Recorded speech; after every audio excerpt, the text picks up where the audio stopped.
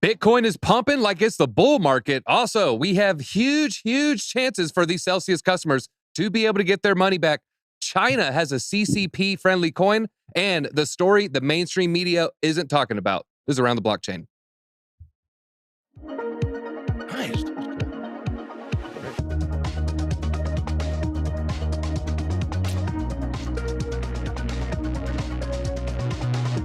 How are we doing today, folks? Make sure you hit that like button. It's going to be a fantastic episode. We got some great guests. On the bottom left, you can see him. He's catching up to crypto, and you can catch up to crypto with BitLab Academy. It is Kelly Kellum. Kelly, how are you doing today? I'm doing well, out of breath from running downstairs from upstairs, but I'm here for you. I'm excited. A lot of stuff to talk about. Was it a run? Was it a shuffle? We're kidding. We love Kelly here. I was going to say, you've seen me walk. It's always a shuffle. All right. Then we have Sin City Crypto coming live from the Matrix. Sin City Crypto, how are you doing today? All right. I'm great. Thanks for having me back on. Hey, always a pleasure to have you on. No, I just really want to go to Hawaii. Yeah. Hey, don't we all? And then we have Ben Armstrong, and he might be bringing some hot crypto takes, but he might be bringing hot takes about hot chips. Ben, how goes it? Oh, just ready to get into the crypto. Crypto it is, and like I said, Bitcoin's pumping like it's a bull market. I don't know what's going on. I know Crypto Face was on, and he made it seem like it was pretty easy. Hey, there's some green dots, money flows on the way up. What is Bitcoin doing? Looks like it's almost up double digits today, folks. It is up almost 9%, 8.7%. Look at that 24-hour chart, just flat, off to the races. Oh, you want to open a short? Haha, you're going to get wrecked. If we look at the 7-day chart, still looking quite impressive. If we go to the 1 year, just a little bit of a blip, but that 3 months still looks good right there. Now, Ben, there's a lot of theories on why we're pumping. Some saying it's just, money flows and VWAPs and RSIs, but why do you think Bitcoin just took a massive move to the upside? Can you show that yearly chart again? Yeah. Let's do the 1 year chart here. You see here, nice, kind of hanging out in this trading range, and then maybe establishing a new trading range, maybe from this level to this level. To me, that looks like a breakout. That's what it looks like to me. It looks like clearly, if you were to just look at that yearly chart and you were to draw some lines there, you should see that we broken out. And then today seems to be the next leg of that. And why? Why is this happening? Well, guys, the price of Bitcoin goes up for one reason, because people are willing to pay more for it. That's why it goes up. So right now, a lot of people are willing to pay a lot for Bitcoin. But in reality, I think over the weekend, we had this false FUD machine coming out that was like, everyone brace yourselves for the CPI numbers. It's like, we got to have something in crypto that's like the big bad, It's like season 1, you got Tuco, you got Tuco Salamanca. Okay. Then you have Gus. Gus comes in, and then you've got, what do you call it? Todd. And these guys, right? It's a big bad for every single season, right? We're Breaking Bad. Well, now with Bitcoin, we always got to have a big bad. Like, what's next? And these are the results of a bear market. A bear market gets you in this mindset of like, what's the next thing that's going to cause the price to drop? Oh my gosh, what is it? This week it was CPI numbers. And so what happens is it holds back the progress of Bitcoin a little bit. But then when it comes out and it's a nothing burger, like we told you, it's going to be a nothing burger. Now there's no big bad right now. While there's not a big bad, we see Bitcoin starting to run. Now we do have they're trying to do it with regulation. They're trying to convince you that Bitcoin is dead. There's going to be nobody in America is going to be able to buy crypto. Do you understand that's the message people are giving you right now, all across the board in crypto? Oh my gosh, the SEC did this vote today. Guys, pay attention to what the SEC did. What did the SEC did today with that vote? Wasn't even really that big a deal, to be honest with you. But it's like, we're so used to just calling everything they do terrible that we're just, oh my gosh, this was the next step in the plan, blah, blah, blah. Because there's no plan to take out crypto. There's no plan to take out crypto. The only plan that's really going on right now is for the traditional institutions trying to get their stake into crypto. It's not about shutting crypto down. It's not about stopping blockchain innovation. So be prepared. They're not going to let Bitcoin run too fast, too far before we got to have another big bad. So obviously right now, the regulation is the thing that probably, just been kind of hanging out there. And then even people that are involved in crypto regulation are telling you it's horrible, it's horrible, it's horrible, it's horrible. You guys, open your eyes. Crypto's here to stay. There's nothing to be worried about. America's not going to decide crypto is bad. You know why? Too much money involved in it. The government knows that. So yeah, I think I ultimately prices yellowed. are going up. You know, you're talking about the big institutions. I yellow traded. I saw BlackRock and Citadel put an investment in Silvergate. I just bought a market bought a little bit on Robinhood. Massive crypto pump. So double digit pump on the stock market. I think it's up again today, probably about half the gain there. So yeah, I'm big money seems to be coming in now. Sin City Crypto. What do you think about this? You know, potential breakout, big money. You know, we have mainstream media FUD articles, but then we have mainstream institutions investing in crypto infrastructure. So are you feeling like a bull market vibe might be starting, or are you maybe thinking, no, I'm still seeing 14K or lower? I think the bottom is in, but let me address something first. Ben mentioned the institutions want to get their stake. Please let's refrain from using that word because every time I hear the word stake now, I get PTSD from Gary Gensler's last HR video he did on Kraken staking, and so I would really appreciate that. All jokes aside, it was interesting to me to see Bitcoin rise along with the dollar index, the Dixie. Typically, when you see an inverse correlation, the Dixie rises. Risk on assets, including Bitcoin, they tend to go down. We also had the retail numbers come in today. So consumer spending is still up. It's higher than forecasted. And so you got to figure what's driving this. And a lot of people are saying there's so much uncertainty around stable coins that people are moving out of stable coins and moving into the next, can you say the most stable asset, Bitcoin? And so that's another theory. I just think this is typical bear market cycles, right? Bear bull market cycles. Money flows back into Bitcoin to start the bull market. Now, I don't think we're in a bull market yet. I still think there's too much uncertainty in the macro landscape. Although I do think Bitcoin has a chance to break away from the traditional markets, the stock market, the Nasdaq, the macro. Just not yet. I don't think we've seen enough of what we saw in Nigeria. I don't think we've seen enough of what we're seeing in Argentina. People are flocking to Bitcoin as their country's currency is being deflated to death. You look at Lebanon, the central bank flat out came out and said, yeah, we're going to debase the currency 99%. And so when people look around, where are they going to move their money into? And so I do think Bitcoin is going to get a leg up. I just don't think it has that mainstream lore yet, but I think eventually it will. Yeah, I would agree. Now, Kelly, I know you're Mr. Crypto Quant, you're Mr. Glassnode, you're looking at all these macro charts, you're looking at this hidden data off chain. But I want to throw a theory out at you from someone the channel we definitely respect, Benjamin Cowan. You can check him out Into the Cryptoverse. Has anyone, this is just tweeted, I think, 1 hour ago. Has anyone considered that Bitcoin is pumping because people are converting their alts back to Bitcoin? And then he shows a chart of basically, as he says, everything bleeding against Bitcoin, bleeding Satoshis here. What do you think about that? Is that a normal thing when Bitcoin pumps? Or do you think that maybe part of the pump is some of this altcoin volume, moving back into the Bitcoin trading pair?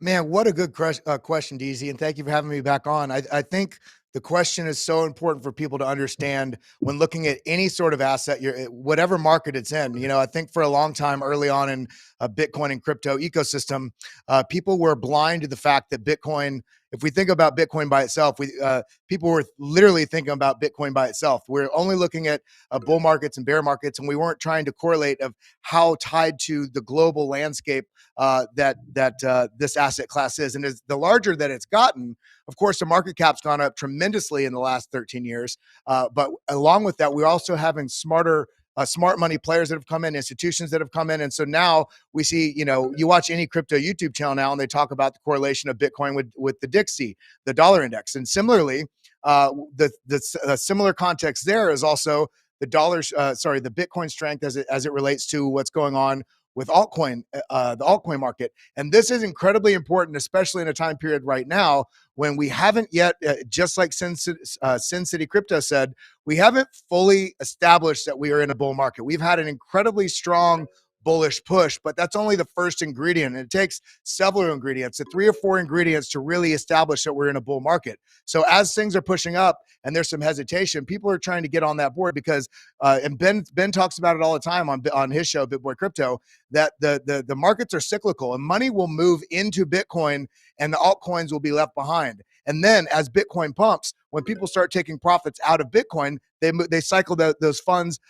Typically, once they're very heavily involved in crypto, they're going to move them from Bitcoin back into other crypto assets. In this case, altcoins. And then you'll see so it's almost like this race, where you're kind of just jumping back and forth between the two different assets. And so that's why we're seeing different cycles. The pumps sort of correlate with each other on larger time frames. But when we're looking at these smaller time frames like we are right now on the 3-day, the daily, the intraday, we're seeing this massive pump in Bitcoin. People are trying to make sure they get their positions in this early prices on Bitcoin, because altcoins are tremendously early in their sort of evolution. And so as much as they can gain, we have a little bit more time to get in on those altcoins. Now, I will preach, though, I will say, this is not financial advice. The best strategy that you can have within these markets is to diversify. So I always will argue that you should have some Bitcoin, and you should find some other assets within the crypto ecosystem that you believe in, not just other people are talking about, but that you believe in. And that way, when one's run, if Bitcoin's running, you don't jump out of all your alts and then move into Bitcoin because it's already running. You should have been in position before the run, or you need to look for the next available trade, the next setup that shows good, highly probable move is taking place. And this way you're not jumping between moving cars, because I've done it. All of us have done it that have been in the game, where you one asset's moving, so you jump over to it, and then it stops moving, and the asset you just moved out of starts moving. So it's all about just waiting for these cycles to play out through all of these asset classes and being in position for the ones you believe in, and not worrying about where the other ones are going. You just need to be in position, hold conviction, and be patient. Patience equals profits, baby.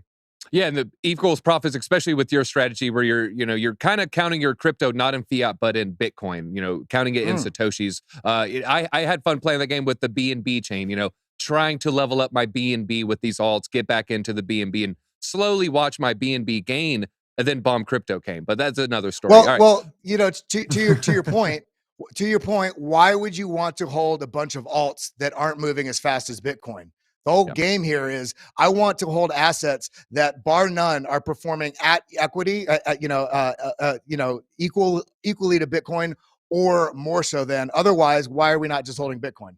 That's just the name of the game. You brought up sometimes these assets, they do underperform, and that takes us to our next topic, which is the Celsius funds. Let's look at the coin real quick. This is the all-time chart. I was actually surprised, still a top 200 coin. If you look at that all-time chart, obviously not great. If we look at the 90-day, we have had some slow internet here on CoinGecko, so might have to come back to that, but not looking good. But there's a little bit of a light at the end of the tunnel for the people who have lost funds on Celsius.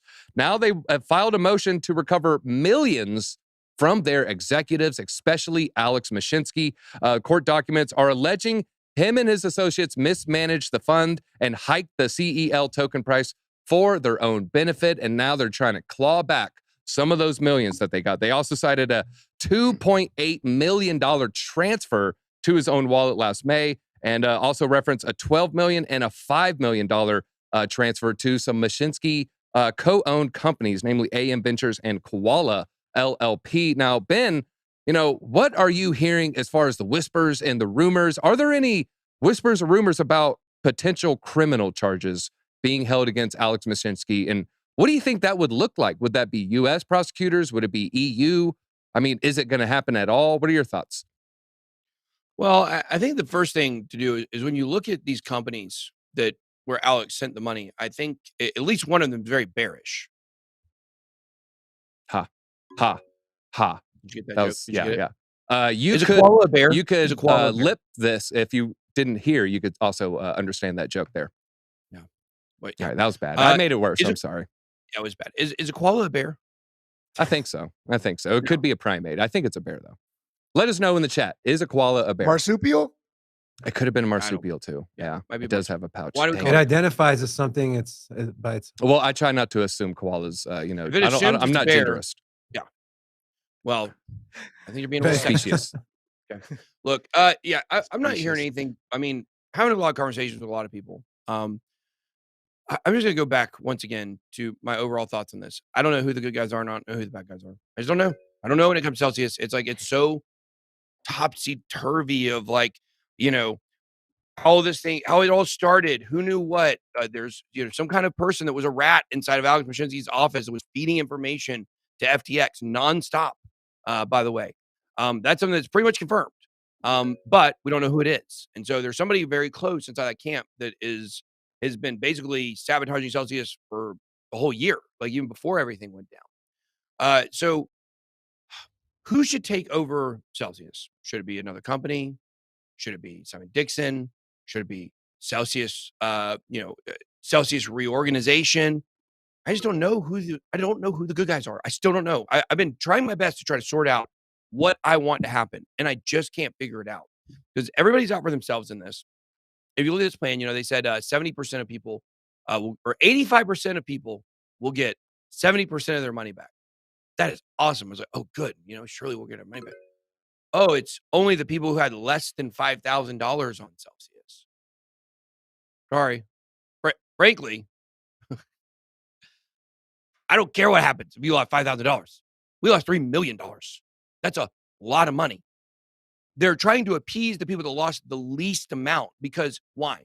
Because there's the most of them, right? If somebody lost $1,500 on Celsius, that should not be life-changing for them, period. It shouldn't be.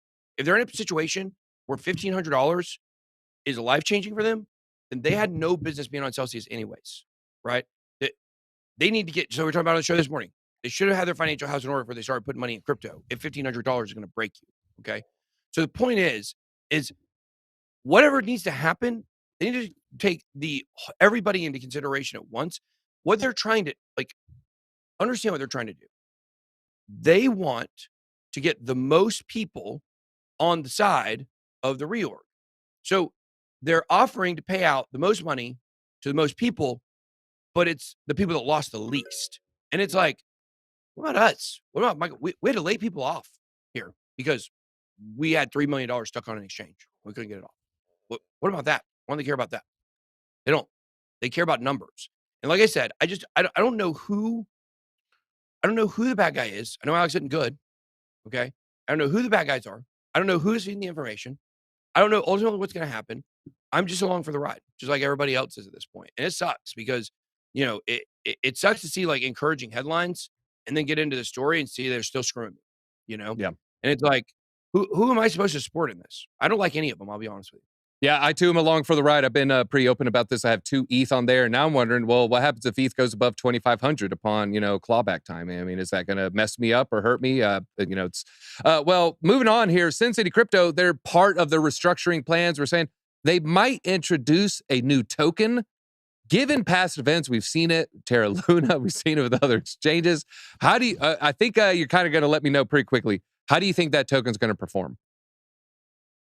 Please, for the love of God, for the love of Jesus Christ, no more tokens. No more recovery token. No more this token linked to this and pays dividends. Just pay the people the money back.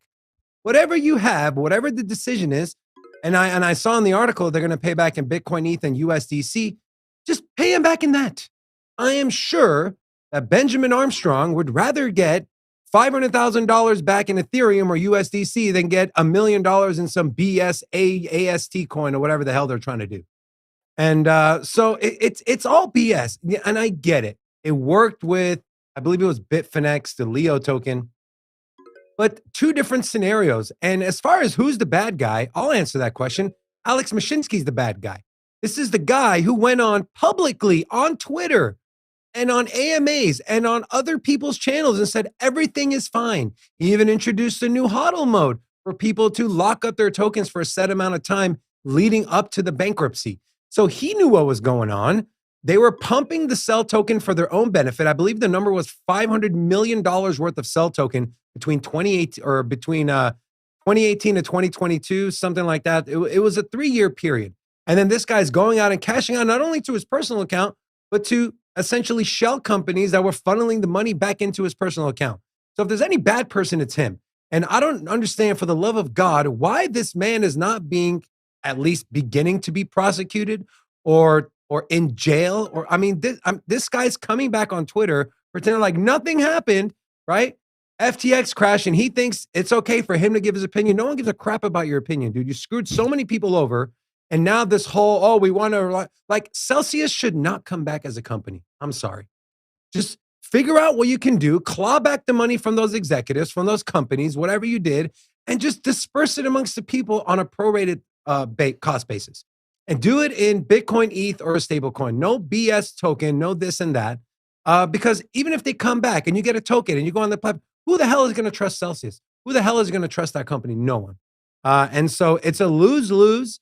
But yeah, it sucks that only people who have under 5,000 get some of the money back. But at least it's something.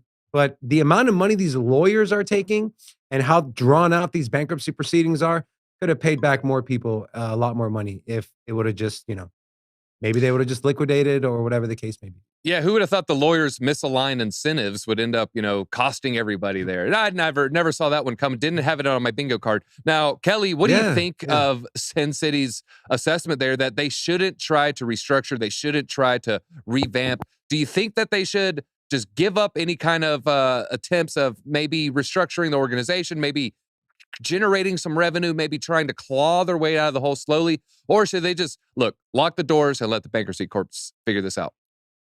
Well, I agree wholeheartedly with what Sin City Crypto said and with what Ben Armstrong said, in that, this company, the damage to the brand and the just trust that has been done to the Celsius brand, it makes no sense to spend. You don't understand how much money it takes to fix a reputation, in the social cultural sort of sphere, and so all that money that they're going to use to rebuild the brand, to regain that trust, that's money that should be going back to people that have money.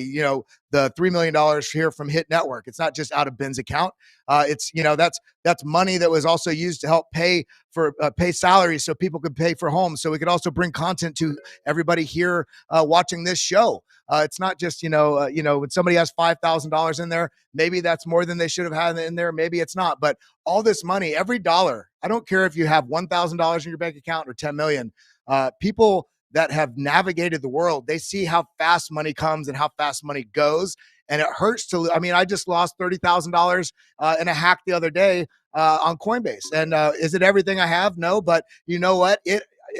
That's a hard, basically I lost the value of a car in the matter of a moment, So I think in reality, it's shocking to me that not just Celsius, but if anybody's watched the Netflix show Madoff, and where they broke down the whole Bernie Madoff thing, the interesting thing here, this ties to what happened with FTX and Celsius, because the SEC had multiple opportunities to investigate Bernie Madoff, and it went under their nose for like 45 years, multiple different opportunities to investigate them over multiple decades. And we see the same thing playing out with the FTX, and now Celsius. It's already proven that Alex Mashinsky had nefarious sort of actions within his business and how he's operating and how he's funneling funds. And somehow we're arguing about whether or not or will he be prosecuted, whereas they pass an act in Congress to persecute people that don't declare the $600 they sent to somebody on Venmo. What the hell is our government doing? This is just ridiculous to me. We need to take this more seriously as our government structure. We need to hold our government more accountable, because these things shouldn't be playing out. And should they rebrand? Absolutely. Should they? Absolutely not. Should they continue? Absolutely not. They need to be liquidated, and all those funds need to go directly into the pockets evenly of everybody that have money on the network.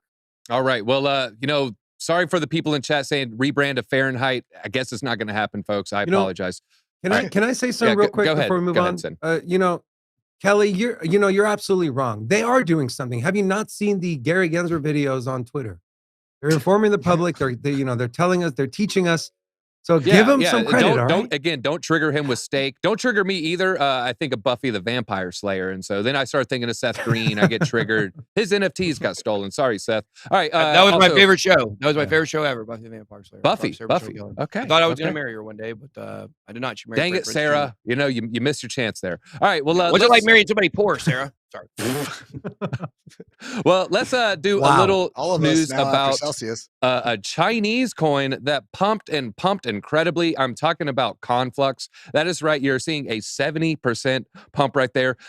This isn't 2 million. This isn't 200,000. This is a $200 million market cap, and a huge pump there. This was a huge announcement today. They said they secured a partnership with China Telecom, and as the number 2 telecom company in China, they have 318 million customers, almost the entire population of the U.S. there. Per the announcement, they're going to make a blockchain SIM card. And the blockchain SIM card is going to have a place to secure and store digital private keys. Yes, it's going to hold your private keys. And it can also, do signatures, transfer money, hold NFTs, and the like. They also said with the technology, they can have upward of 10 to 20 times the storage space of a regular SIM card. So, hey, let's put our seed phrase on the SIM card because it now holds 10 times as much data. And it's here's the big news. It's dubbed as the only regulatory compliant public blockchain in China. Now, we're going to have a little fun here. We're going to go around the blockchain.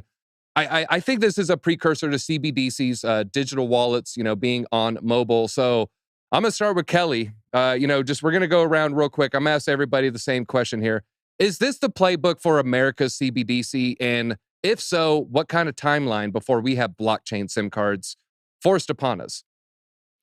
I think our government wants to distance themselves as far as they can vocally from what's going on in the CCP. Whereas if you look at a lot of the structures and the laws that they're trying to implement slowly over time, it's becoming more and more like that. I believe in the strength of our republic. And so I hope that we don't go all the way that direction. But I do think that we will get. We already use digital currency in a far majority to fiat currency. It's of course the digital is a digital version of the fiat, but I think we will get a CBDC probably sometime within 15 years, probably somewhere in I would say 4 to 7 years would be most likely. All right, now Sin City Crypto, what do you think about that? I mean, are you seeing it happening within the next 4 or 7 years? Are Americans going to be forced to have a blockchain SIM card to track and monitor our CBDC spending? Yeah, it's funny. Kelly said the U.S. tries to stay away from China, but all they got to do is sit back and watch how this thing plays out. What people got to understand is this. Once CBDCs are rolled out, you lose all privacy and control of money. They can control where you spend your CBDC. We're already seeing it in England. They're telling you how much of your CBDC you can keep in your account. CBDCs can be used for good, but they're not going to. Once you give the government that much power, I do think CBDCs are definitely coming. I don't think it's going to take 7 to 15 years, like Kelly said. I do think it's actually closer than we think. The 12-week pilot was launched a couple months ago in New York, I believe. And so depending on how that goes, I think what we're going to see is CBDCs.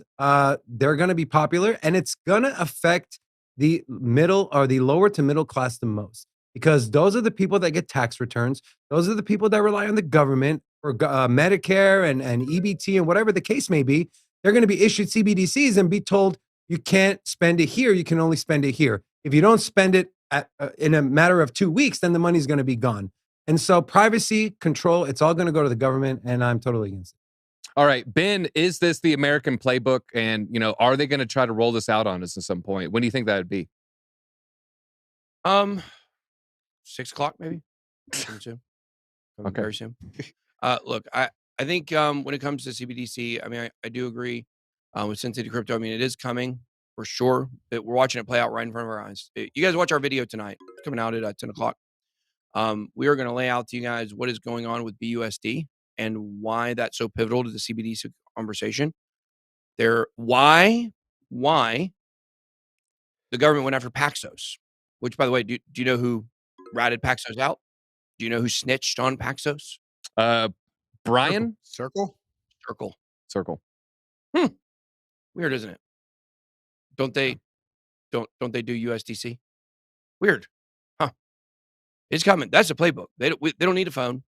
All they need is a digital wallet. CBDC is going to be USDC. All the chess moves are happening right now, right in front of us. So crazy to watch it all play out, but we're going to deal a lot of that tonight in the video. And, I think I'm more optimistic on a lot of this stuff, I think, than a lot of people. And I do believe that we can actually get regulation in, like Ron DeSantis in Florida is trying to make sure that there's no social credit score. Like, we can do things regulation wise to at least stave off our overlords for a little bit of time. I mean, eventually I'm sure this will turn into, some kind of George Orwellian movie or book, but we certainly in the meantime can do some things to take some steps to be proactive to keep it from coming out as the worst version that it can be. Ronnie Santimonious, the Navy SEAL. All right, well, let's move on and talk about the chemical spill. I said it's the story you may not have heard of. I want to share my tweet here. I put this out 2 days ago. Is Twitter the only place where people are learning about the train derailment? A coworker, it was Crypto Taco, asked his mother, as she follows the news regularly, lives in Connecticut, crickets. She hadn't heard a single thing. I then checked mainstream news sites. I checked Fox News and I checked CNN. I saw absolutely nothing on the front page. If we click here, you can just see just how devastating some of these pictures are. We also have a shot of this from above. I think this is, maybe taken from space. Is a lot of scary stuff that we're seeing there. It's a lot of vinyl chloride, several tankers full. That is a real photo, folks. That is taken from space right now. There's even a reporter. He was arrested, trying to ask the governor some questions. Some say he was interrupting. Some say he was answering or asking questions that needed to be asked. There's a lot of conflicting data. Some are saying EPA, hey, everything is fine. But then you'll see people in hazmat suits looking in the ponds, looking in the creeks, finding dead fish after dead fish. Pets are having a lot of issues. There's chickens dying left and right. There's photos of eggs, very, very alarming. A lot of reports of people having asthmatic conditions. This is just happened over a week ago, and the train company, guess who's a big investor there? BlackRock. BlackRock is, and I think Vanguard as well. So big institutional money invested in this railroad company. The railroad company owned the railroad, and it crashed right outside East Palestine. It's about an hour north of Pittsburgh. So I've been covering this, somewhat extensively, just out of curiosity. Ben, what was your experience with this story? Had you heard it from, a traditional news site, or did it just kind of pop up on your radar via Twitter, kind of like me? Yeah, I mean, I saw it on Twitter, obviously. I don't watch regular news. I don't know who does anymore, right? Like, they're not, I know there's people like Tucker. Tucker's all right. I don't mind Tucker. Some people like Don Lemon. Tucker, come on my show. I don't, but some people do. Some people like who? Tucker. We've actually talked to Tucker. Hey, Tucker, please come on. We made him giggle. Remember at Bitcoin Miami last year? Yeah, you're great at making guys giggle. That's my specialty. That's why you hired me. Yeah. So, look, I saw the story on Twitter, so like everybody else. I mean, of course, I was following it right when it hit. I think, I don't know. Is this whole thing being overblown a bit? That's my thing. Let me explain why. The first thing anyone says to me when they talk about this, they say, yeah, did you know there's a bunch of hazardous chemicals on that train? Well yeah, what other train would explode? What other kind of train could possibly explode and leave that in the air? Like, you didn't have to tell me there were dangerous chemicals on the train for me to know that there were dangerous chemicals on the train. I think that's the thing that really blows me away when people are trying to talk about this. Is like, yeah, obviously it's not good, but there's a ton of trains that go, move across the country that have hazardous chemicals. Now, do we know why it crashed? Why it derailed? Have they figured out that yet? Like, that's my question.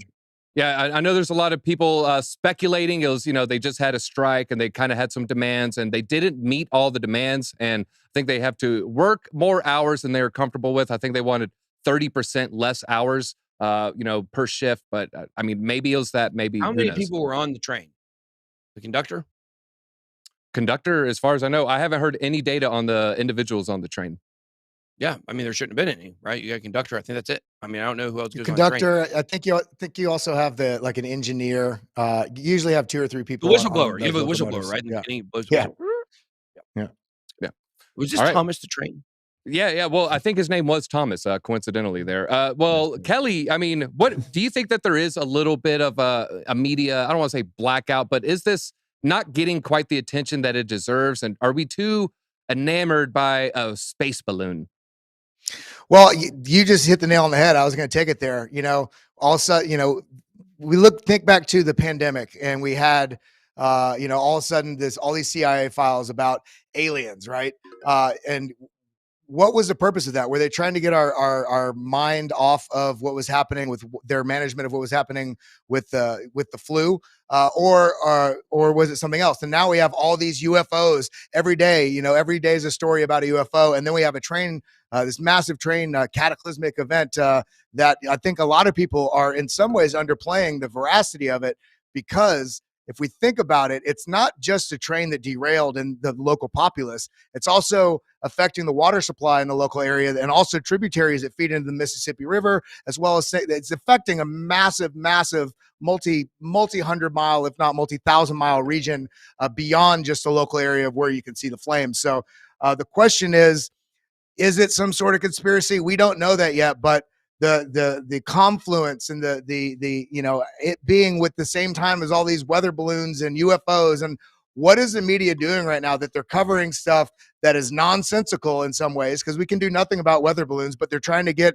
the government or whoever, the media is trying to paint this picture of us doing what we need to by popping a balloon, but they're not showing something that's happening that's going to have a massive impact on the landscape of the central U.S. for probably many decades. So the question is here, and Ben said that he got the news primarily from Twitter and social media, and I haven't watched the news. I haven't had cable TV for 15 years. I watch streaming stuff.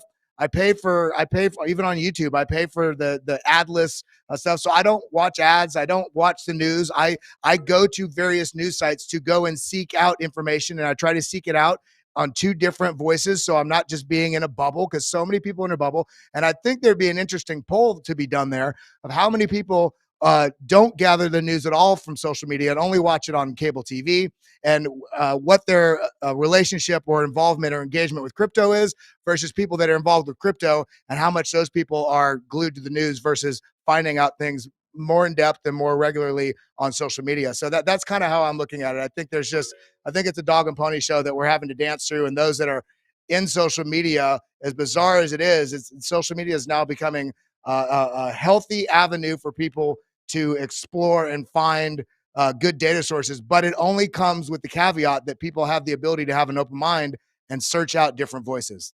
All right. Well, Sin City Crypto, let me not ask about, the media's response or even the governor's response or the government's response. I want to ask you about the environmentalists. How come environmentalists aren't really pushing this as a huge ecological disaster as it appears, at least visually? And, some are saying what we can't see is even worse than what we can see. So how come, we don't see Greta out there? We don't see other activists out there. How come there's not people, locking arms and saying, hey, there's a real issue here? Because they pick and choose when they want to go on the offensive and when they want to stay quiet. You had, who was it? Bill Gates, when he was pressed on, you care so much about the environment, why are you flying private? He's like, well, because I forget what he said, but he pretty much tried to say that he deserves to fly private and the good he does, I don't know what the hell. Yeah, and he buys a carbon credit. He plants 4 trees every 10 miles. Yeah, exactly. Yeah, good job.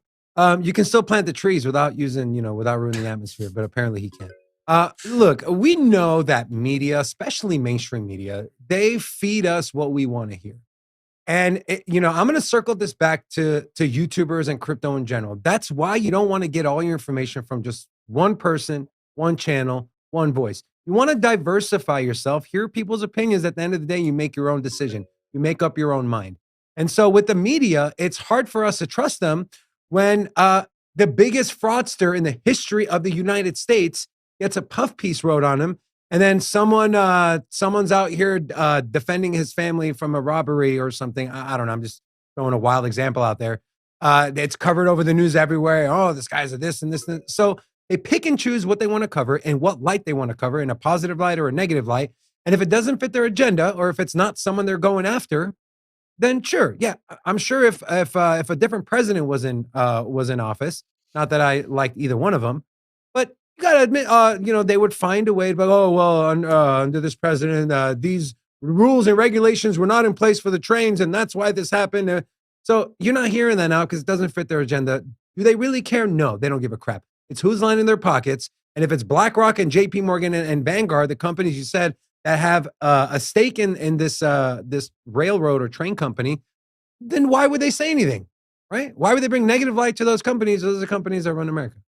Yeah. All right. Well, it is going to be an interesting development. We'll see if it's like a BP saga that takes years and years, or if this is, maybe it's an Aaron Brockovich movie. Julia Roberts, come to Ohio, please. They need you. All right. Well, that is all we have time for. I think it was a great episode. Make sure you hit the like button if you enjoyed what you were seeing here. And Sin City Crypto narrowly edged it out. I know Ben's disappointed. I know Kelly's disappointed. Sin City Crypto, you're feeling proud. Feel free. Leave us with some parting thoughts.